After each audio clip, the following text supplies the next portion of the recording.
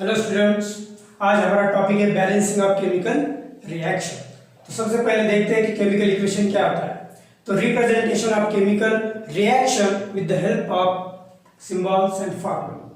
हम chemical reaction को represent करेंगे लेकिन सिंबल्स एंड फार्मूले की हेल्प से। तो जो बनेगा वो बनेगा केमिकल इक्वेशन। लेकिन केमिकल इक्वेशन के लिए चाहिए हमें डिस्क्रिप्शन ऑफ केमिकल रिएक्शन। तो when magnesium ribbon is burned in presence of oxygen, it will get converted into magnesium oxide। तो ये जो हमें डिस्क्रिप्शन मिला है ये हमने वर्ड इक्वेशन पे यहाँ पे लिखा है कि जो हमें क्या देखा कि ये केमिकल रिएक्शन में क्या क्या चेंजेस हुए हैं। तो हमने ये लिखा है यहाँ पे मैग्नीशियम अगर ऑक्सीजन के साथ रिएक्ट होगा तो हमें मैग्नीशियम ऑक्साइड मिलेगा। लेकिन बात करते हैं केमिकल इक्वेशन की डेफिनेशन की थी, यहाँ तो सिंबल्स और फार्मूले के हिसाब से हमें केमिकल इक्वेशन लिखना है। तो हमने यही इक्वेशन इनके सिंबल्स एंड फार्मूले की हेल्प से हमने पूरा इक्वेशन लिखा है। तो मैग्नीशियम का जो फार्मूला है Mg, ऑक्सीजन का O2 एंड मैग्नीशियम ऑक्साइड का MgO।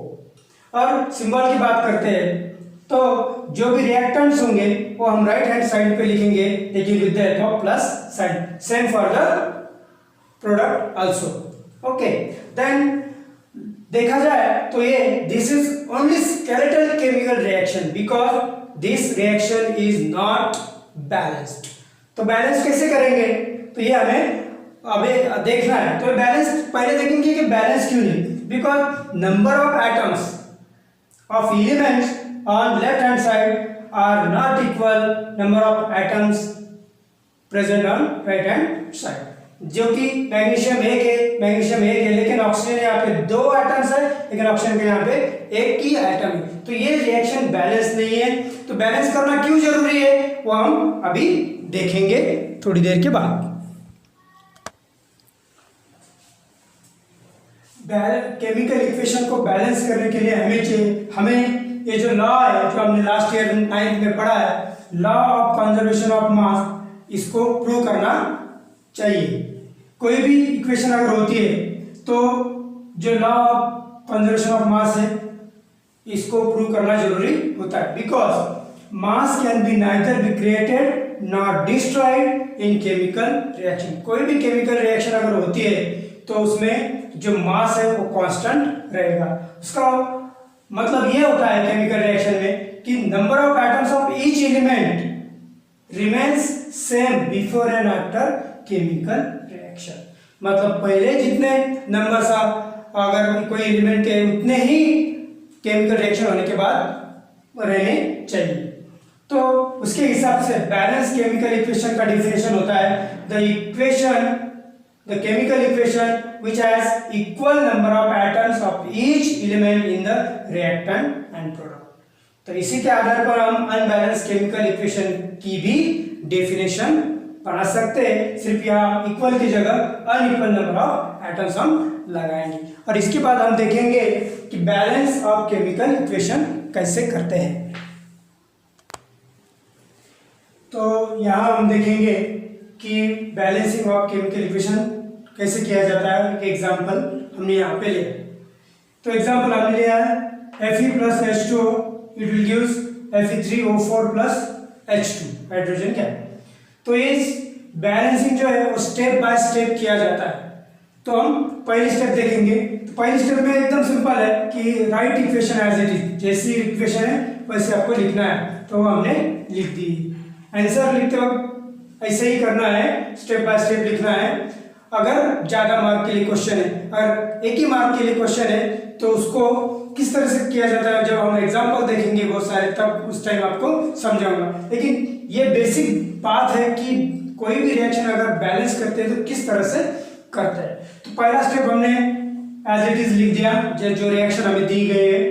Then step second step में देखते हैं कि list number of atoms of element present on the both side मतलब एक right hand side and left hand side या फिर रिएक्टेंट एंड प्रोडक्ट में। ओके, तो एलिमेंट देखते हैं जो एलिमेंट राइट हैंड में होंगे वही elements right hand left hand और राइट हैंड के दोनों एलिमेंट सेम रहेंगे।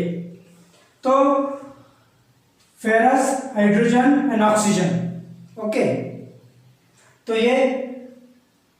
ये जो नंबर ऑफ एटम्स है इन रिएक्टेंट्स हमने देखा है कि फेरस जो है 1 है और हाइड्रोजन 2 है, ऑक्सीजन 1 है। एंड प्रोडक्ट में अगर देखते हैं तो फेरस 3 है, सॉरी हाइड्रोजन 2 है और ऑक्सीजन 4 है।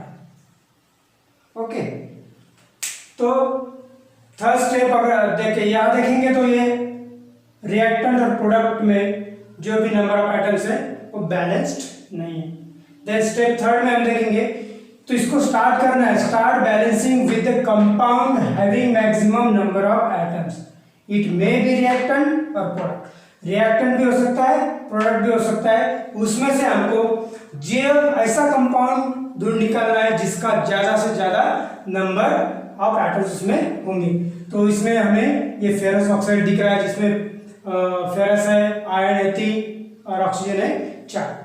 तो जब हम इसको सेलेक्ट करेंगे तो इनमें भी रिएक्ट कोई प्रोडक्ट हो सकता है, प्रोडक्ट में से हो सकता है, रिएक्टर में से हो सकता है। सो हमने सेलेक्ट किया ferrous oxide and element oxygen, क्योंकि ऑक्सीजन नंबर ज्यादा है। तो इस तरह से बॉक्स बनाया जाता है जिसमें लिखा जाता है कि एटम्स ऑफ ऑक्सीजन जो कि हमको यहाँ पे बैलेंसिंग करना है। तो जो ऑक्सीजन है वो रिएक्टेंट में किस तरह से है और प्रोडक्ट में किस तरह से, मतलब कितने नंबर ऑफ एटम्स रिएक्टर में है, कितने number of atoms in product में। तो शुरुआत में अगर देखा जाए तो एक ही एटम्स है ऑक्सीजन का रिएक्टेंट में पूरे रिएक्टेंट में एक ही ऑक्सीजन है और 4 एटम है फेरस ऑक्साइड। ओके, ऑक्सीजन की 4 एटम। तो ये हो गया इनिशियल स्टेज। अब उनको उसको बैलेंस करना है। बैलेंस करते समय हमें देखना है कि ये जो 4 एटम है, प्रोडक्ट में अगर 4 एटम है तो रिएक्टेंट में भी 4 एटम होनी चाहिए। तो एक है तो एक को हम 4 से मल्टीप्लाई करेंगे और मल्टीप्लाई करने पे ये जो जितने एटम से हमने मल्टीप्लाई किया है वो नंबर हम ये जो कंपाउंड है, जो रिएक्टेंट का कंपाउंड है उसके सामने लिखेंगे। तो हमारा जो इक्वेशन है वो हमें इस तरह से मिलेगा, जैसे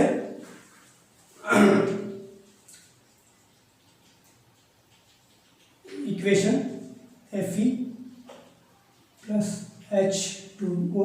तो ये जो 4 नंबर हमको मिला है वो हम ये यहाँ पे जो रिएक्टेंट में हाइड्रोजन है इसके आगे बैलेंसिंग के लिए, ऑक्सीजन को बैलेंस करने के लिए 4 ये जो 4 नंबर है हम ये वाटर के सामने लिख देंगे और बाकी जो हमें जैसा है वैसा ही रखना है, उसको में कोई चेंज नहीं करना है। ओके, फिर इसके आगे देखेंगे तो ये जो स्टेप है ये पार्शियली बैलेंस्ड है, पार्टली ये बैलेंस है। इक्वेशन कैसी हो गई? Equation partly balance. अभी भी देखा जाए तो ये law of conservation of mass जो है उसको ये लॉ को ये फॉलो नहीं करता है। तो आगे इसको किस तरह से स्टेप में करना है हम अभी देखते हैं। अभी ये जो पार्टली बैलेंस इक्वेशन है उसमें फेरस और hydrogen atom still are not balanced. To balance now तो इसमें जो हाइड्रोजन है बराबर है तो उसको हमको बैलेंस करना है। ऑक्सीजन को तो हमने पहले स्टेप में बैलेंस कर लिया, अभी हाइड्रोजन को बैलेंस करना है। इधर हाइड्रोजन की नंबर से 2 और इधर है 8। टू बैलेंस हाइड्रोजन सेम एक वही चार्ट बनाना है, atoms of hydrogen in reactant and in product. Initially कैसे थे? 8 atoms in 4H2O in reactant and in product 2 atoms in H2। to balance 8 को तो बैलेंस करने की जरूरत नहीं, लेकिन ये जो प्रोडक्ट में है इसको बैलेंस करने की जरूरत है। तो 2 × 4 = 8 हो जाएंगे। तो ये जो 4 है ये हमको हाइड्रोजन के पहले लिखना है। तो फिर ये जो इक्वेशन आती है वो इस तरह से आती है Fe + 4H2O Fe3O4 and 4H2। ये यहाँ पे हमने हाइड्रोजन बैलेंस कर लिया है। अभी देखा जाए तो फिर भी अभी जो फेरस है या फिर आयरन है उसको बैलेंस करना बाकी है। चलो उसको भी बैलेंस कर लेते हैं। हमें जो पार्शियली बैलेंस्ड इक्वेशन मिली जिसमें हमने हाइड्रोजन बैलेंस किया, अभी भी देखा जाए तो इसमें जो पार्टली बैलेंस इक्वेशन है इसमें फेरस जो है बैलेंस्ड नहीं। To balance the ferrous same chart हमें बनाना है, number of atom of ferrous and then initial में रिएक्टेंट में एक एटम रहता है फेरस में एंड प्रोडक्ट में 3 एटम है फेरस के Fe3 में। तो बैलेंस करने पे ये तो यहाँ 1 × 3 करना पड़ेगा ताकि ये दोनों बैलेंस हो जाए। तो ये जो 3 नंबर जो है ये हमें फेरस के आगे ही लिखने हैं। तो फिर हमारी इक्वेशन बन जाती है 3Fe + 4H2O, it will gives Fe3O4 + 4H2O। उसके बाद जो छठवां स्टेट आता है इसमें हमें करना है count the atom of each element on the both side. हमें जो इक्वेशन मिला है इसमें हम अगर काउंट करते हैं तो वही इक्वेशन लिखना है। अगर ये काउंट कर लेते हैं हमें number of atom, 3 atom ferrous के, इधर भी 3 एटम फेरस के, 4 × 2 8 एटम्स हाइड्रोजन के, 4 × 2 8 एटम्स हाइड्रोजन के। ऑक्सीजन 1 है और इधर ऑक्सीजन इधर 4 है और इधर भी 4। Now this equation become balanced. Okay, तो लास्ट एक स्टेप बचता है जिसमें हमें ये जो हमें इक्वेशन जो मिली है उसको हमें मोर इंफॉर्मेटिव बनाना है। तो लास्ट स्टेप जो रहेगा वो 7वां step, to make equation more informative.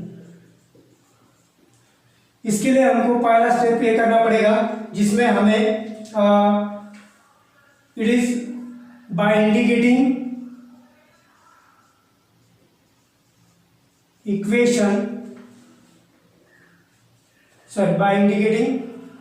Equation physical state